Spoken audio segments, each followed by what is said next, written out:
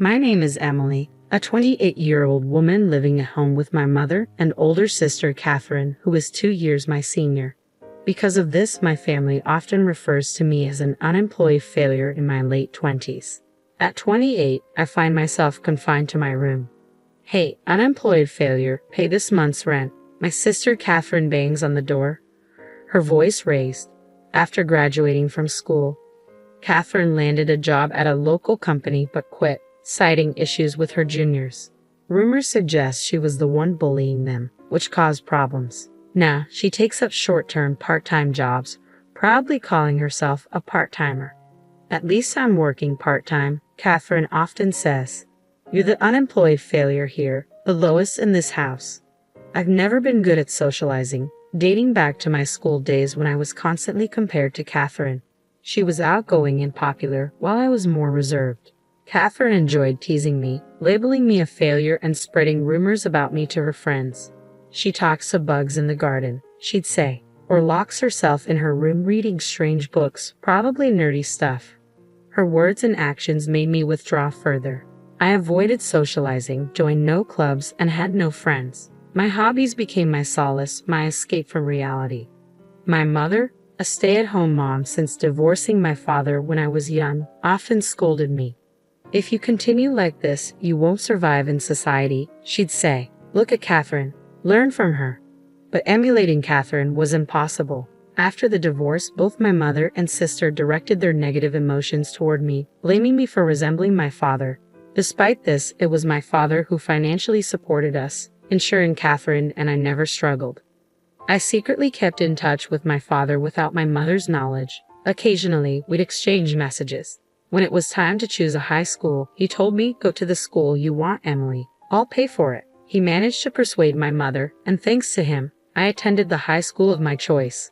However, my mother became stricter with me, seemingly displeased that I had gone through my father. She would often complain loudly enough for me to hear, saying things like, "It's tough having such an incompetent daughter," or, "It's strange how responsible Catherine is." Over time, I stopped confiding in my mother about myself or my future, believing it would be futile based on past dismissals. I resolved to handle things on my own. My mother held a grudge because I had once confided in my father. Her response was simply, "Once you turn 18, do whatever you want." As time passed, my mother and Catherine remained unaware of my interactions with my father, and both my sister and I grew up. Despite everything, I hoped for reconciliation with my mother and Catherine. Our bond had weakened due to the divorce, but I clung to the belief that even a small gesture could mend things. Each year, I carefully picked out gifts and celebrated Catherine's birthday. "What's this? Such poor taste," Catherine would often remark. I attempted to cook meals in the kitchen, but my mother would shut me down with, "This isn't edible. Don't do it again." No matter what I did, I couldn't improve my relationship with them. Years passed, and I began eating out more often. "How can you afford such luxuries? Where are you getting the money?" My mother would scold me. I dodged her questions, simply saying, "I have a part-time job." After turning 22, I began paying rent after my father's financial support ended. Catherine quit her job, leaving both her and my mother with no income. Their financial insecurity seemed to intensify their harassment towards me. I was charged $500 a month for rent and food expenses, while Catherine paid nothing. Despite living under the same roof, we rarely interacted or shared meals. Despite the strained situation, I decided to contribute. My family is in trouble, I thought. I have to help. However, I was shocked to discover something unsettling. I found out that, apart from me, my mother was demanding a monthly allowance of $4,000 from her own parents. Knowing my close relationship with my grandparents, they consulted me about this request. I was taken aback by the amount my mother was asking for, considering my grandparents were elderly and no longer working. Realizing they couldn't afford such a sum regularly, I asked my grandparents to redirect the $4,000 allowance to me instead, intending to pass it on to my mother. I apologized for burdening them with her demands. My grandparents looked apologetic but assured me, "Don't worry about the money. There's a reason we didn't give it directly to your mother." I feared my mother might exploit the situation if she knew I had access to that money. I held on to hope that Catherine finding a new job would ease our financial concerns and restore our family dynamics.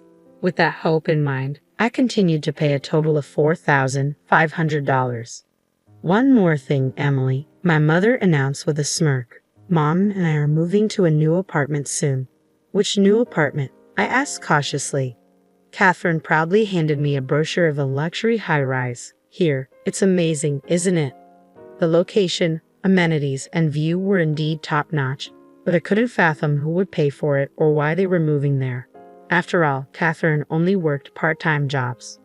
Lost in thought as I examined the brochure, Catherine remarked, "I might let you live there too." "You? Live there too?" she taunted. "You're unemployed trash who can't do anything without us, right? Well, if you insist, I might consider letting you live there." "What will happen to this house?" I asked. "We'll start the selling process and put it on the market within a month," Catherine replied, dismissing my concerns. Ignoring Catherine's remarks, I had been feeling our current house was cramped.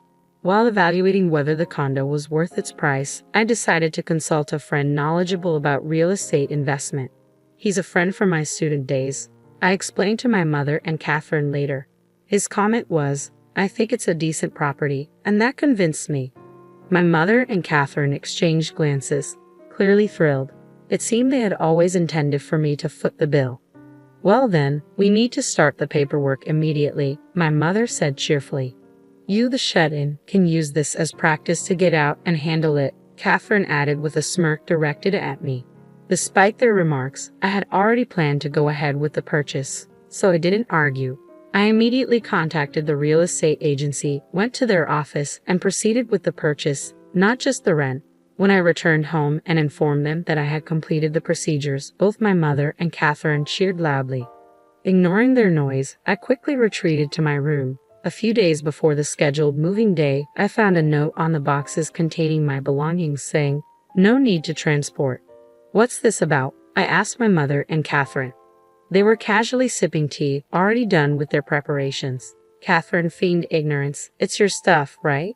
"Oh, aren't we moving tomorrow?" I questioned. "Only Mom and I are moving to the condo.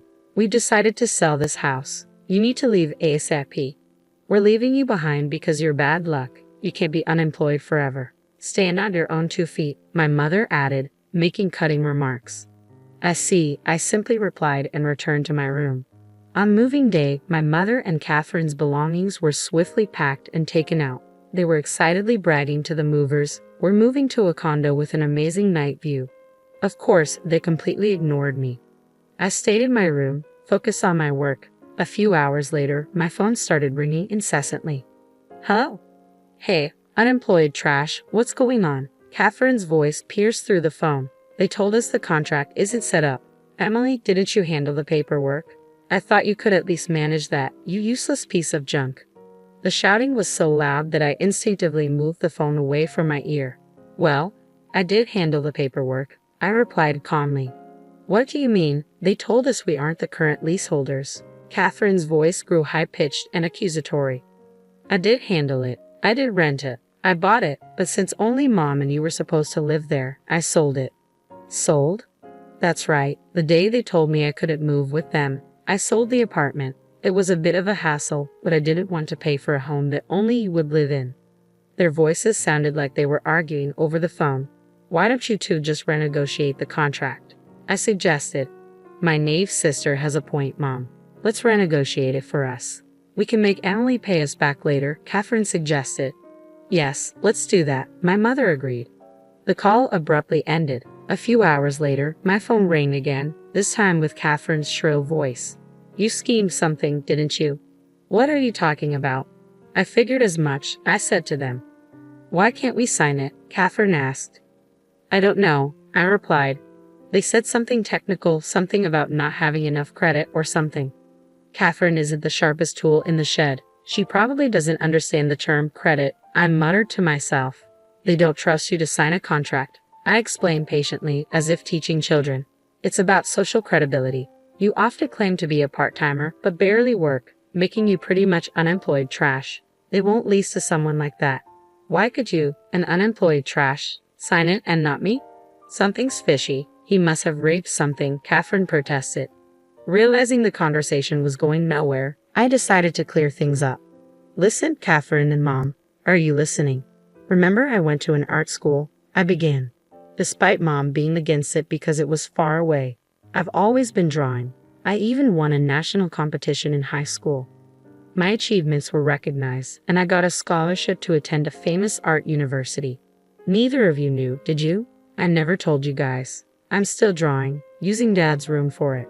The monthly rent of $4,000 might seem high, but I felt it was okay given the hassle of moving. Oh, I'll send you the link to my portfolio website, I continued, sending it to both Catherine's and Mom's phones. This site showcases my achievements and past works. There's also a contact form for potential buyers of my artwork. I'm not an unemployed trash. I've been investing my income as well. I think my annual income is on par with business owners. My income is leagues ahead of yours, Catherine, who claims to be a part-timer. That's why I have credibility. You're lying? Stop making things up. Catherine's voice was faint and incredulous. I could faintly hear my mother's voice. I've never been particularly good at interacting with people, but I've always had a keen interest in art and paintings. Finding joy drawing objects around the house, replicating plants and copying insects, the art book my father secretly bought for me on my birthday is a treasure item. To my unsophisticated sister Catherine, it probably looked like something a nerd would read.